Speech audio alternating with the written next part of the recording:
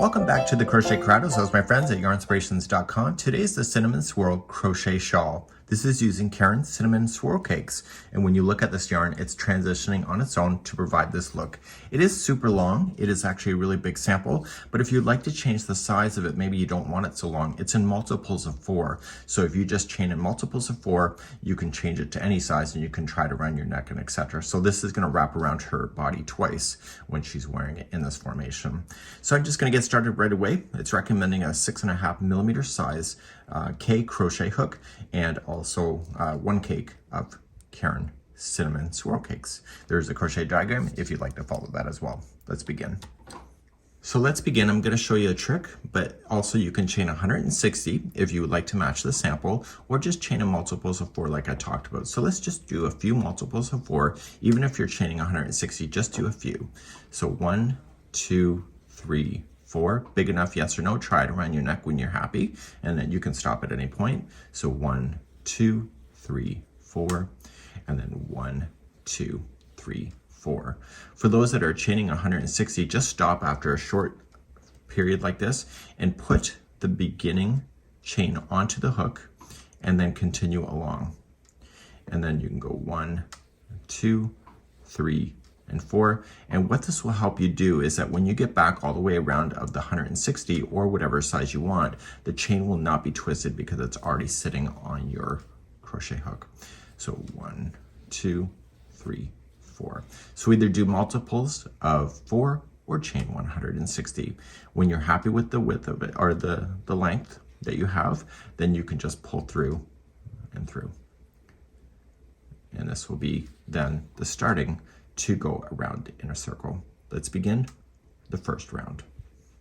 So let's begin the first round. You're going to start by chaining 1, and you're just going to single crochet in each one of the stitches. I like to go in the back hump of the chain itself, and what you have to be very conscious of is that when you get back around that the chain has not twisted on you.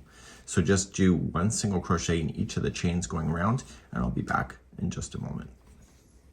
So a couple tips, when you get back around, make sure that it's not twisted in any weird way, so make sure it doesn't look like this. So just follow it around and make sure that the top edge is still the top edge on this side. Okay, make sure it didn't twist along the way. I also wanted to double count my chains to make sure that I was good. So like double count my stitches. So I still have a multiple of 4 and I'm just going to join it. So still, if you're doing the real sample of 160, there should be 160 single crochets before you just join it to the very beginning. Now, the first part of crochet always looks a little bit rough, so when we go to secure this in, we're just gonna make that look a little nicer, and that's something that we can work through. Let's begin round number 2. Row number 2, right where you're sitting is exactly the first stitch, and you're going to chain 3, which will count as your first double crochet. In the same one that you've done that slip stitch in, I need you to apply 2 more double crochets in there. So we have 1 and 2. Now you're going to chain 4. So 1, 2, 3, 4. And in the same one, one more time, is you're going to treble. So you're going to wrap the hook twice, and you're going to go into the same stitch, and you're going to do that. So pull through 2, 2, and 2. So it looks like that. Back down here on the row, you need to skip a total of 3 stitches. So we'll skip 1, 2, 3, and start in the 4th one and start the following. And you're going to do this all the way around. You'll start by putting in 3 double crochet to start. So we have 1, 2, and 3, followed by chain 4, and then a treble into the same stitch.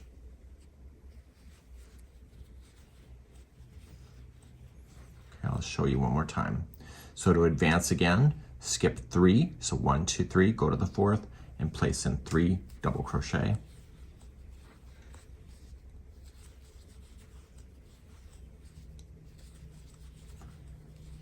Chain 4, and 1 treble.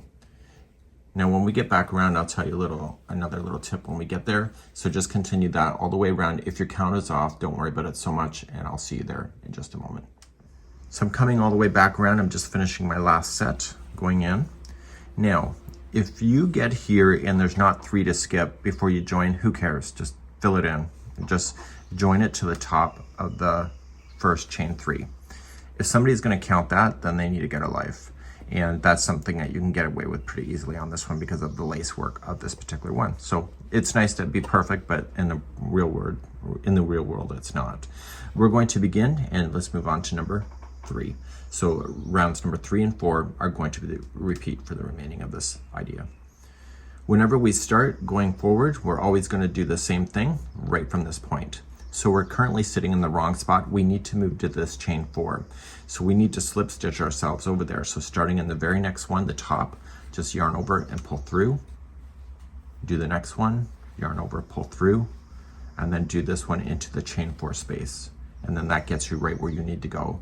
Exactly what I just showed you is now going to be completed throughout the whole thing, but the first one is always going to be unique because we have to get started. So we're going to start by chaining 8, and that will count as a treble, a chain 4. So 1, 2, 3, 4, that's a treble, and then 1, 2, 3, 4, that is a chain 4 space. You're now going to come into the same space, the chain 4, and you're going to apply 3 double crochet. Now, what are you noticing about this round? If you said it's backwards from the last one, you're right. That's exactly what we need to do. So it's opposite to what we just did. Now, so after the 3 are in, you're going to come to this next chain 4 space, and this will be the repeat going all around. So you're going to start off with a treble, reaching over to the space, and then chain 4. So 1, 2, 3, 4, and then 3 double crochets into the same space. Watch that.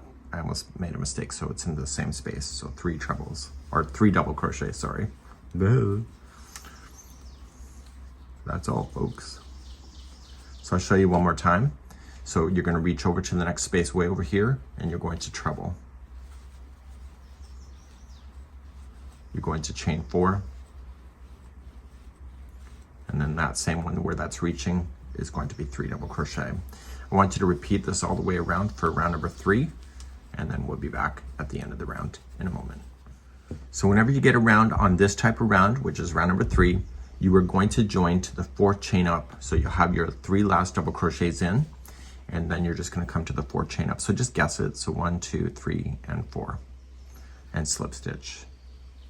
And that'll hold that in that position. And so you can see that it's opposite to what was in below. So the double crochets were here, now they're here, and now we're going to return back to going in the other direction again. So let's begin the 4th round. So in the 4th round, what they want us to do is that they want us to slip stitch to the 2nd chain to keep us in the center. So you're just going to slip stitch the 1st chain, 1, and then go to the 2nd chain. And this will keep you in the center of where you need to start. You're now going to do what you did already here on round number 2. So you're just going to chain 3, that's your first double crochet, and just go around the space and put in 2 more double crochet.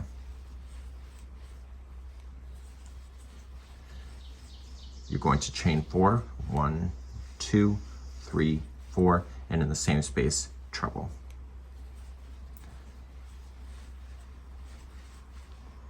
So you're now going to go to the next space way over here. So you're just going to start off with 3 double crochet. So we have 1, 2, and 3.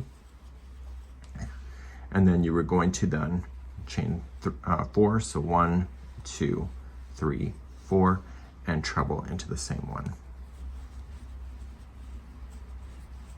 Show you one more time. So come to the next space, 3 double crochet.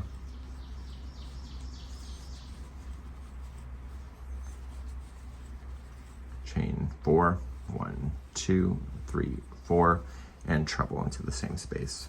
And you're going to do this all the way around for number 4. Okay, so please do that and continue along, and I'll be back in just a moment. When you get around on number 4, you'll finish with your treble, and then you're just going to reach over to the very first chain 3 and then just slip stitch, and that will complete that round. So let's go through the instructions. So you need to repeat rounds number 3 and 4 4 more times. Okay, so then you'll have the whole nice big balance of it. And then you have the last row in order to do it's called the edging row, and it'll be round number 13.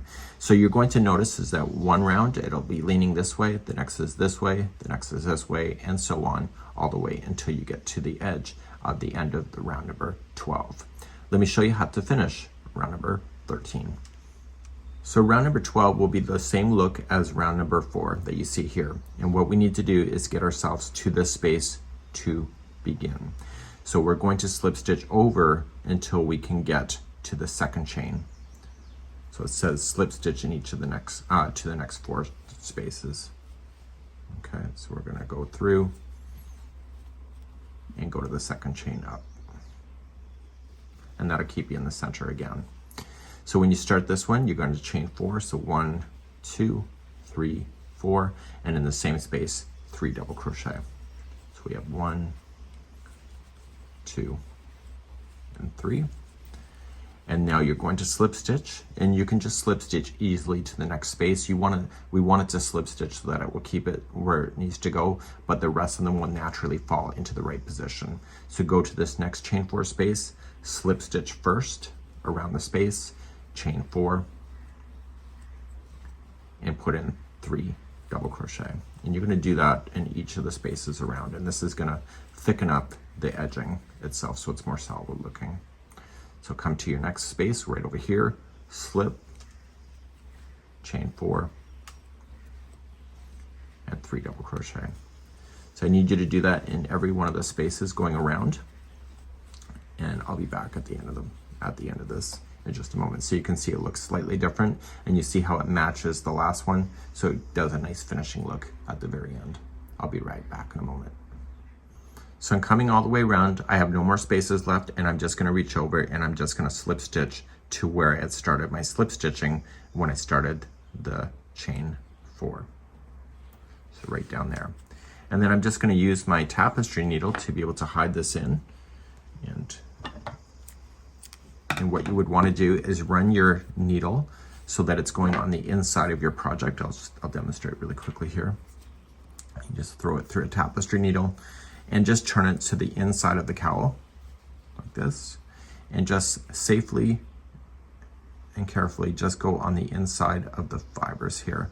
So the needles really should not be visible on the other side. So it's just coming through here, and just going to pull through once, make it taut, and then just break apart the fibers. It'll look better even on the regular Cinnamon Swirl Cakes yarn.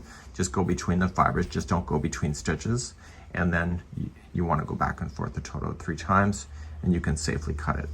Now you also have the beginning strand that you'll have to deal with, and any other strands just in case there was a knot in the ball. And so you'll do the same thing with the very beginning, like this one, and you'll be good to go. And it's a really neat texture scarf, very lacy and nice to wear. This is it for today, and we hope you enjoy. Bye-bye.